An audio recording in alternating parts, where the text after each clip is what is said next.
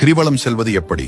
கிரிவலத்தை தொடங்குவதற்கு முன்பு திருவண்ணாமலை கோயிலுக்கு அருகே இருக்கும் பூதநாராயணரை தரிசித்து அனுமதி பெற வேண்டும். பூதநாராயணர் தான் திருவண்ணாமலையின் காவல் தெய்வம்.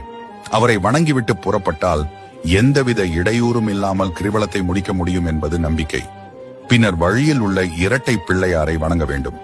அதன் பிறகு ஆலயம் சென்று அண்ணாமலையாரையும் உண்ணாமுலை அம்பிகையையும் தரிசிக்க வேண்டும். அதன் பிறகு கோயில் ராஜகோபுரத்தை வணங்கிவிட்டு மலையை வலம் வரத் தொடங்க வேண்டும். கிரிவலத்தை இப்படித்தான் தொடங்க வேண்டும் என்பது நியதி. கிரிவல பாதையில் 8 திசைகளுக்கும் ஒவ்வொரு லிங்கம் இருக்கும். கிரிவலத்தின் இந்த லிங்கங்களை வணங்கிவிட்டு தான் செல்ல வேண்டும். மலையை ஒட்டி நடக்காமல் இடது பக்கமாகவே செல்ல வேண்டும். நம்மோடு சித்தர்களும் நடந்து வருவார்கள் என்று கூறப்படுகிறது.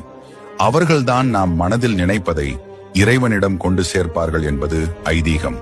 கை கால்களை வீசிக்கொண்டோ பேசிக்கொண்டோ செல்லக்கூடாது. அமைதியாக மனதில் இறைவனை நினைத்து அண்ணாமலைக்கு அரோகரா என்று கூறிக்கொண்டே செல்ல வேண்டும். காலணிகள் அணியக்கூடாது. சந்தர்ப்பம் கிடைக்கும் போதெல்லாம் மலையை பார்த்து கை கூப்பி வணங்க வேண்டும்.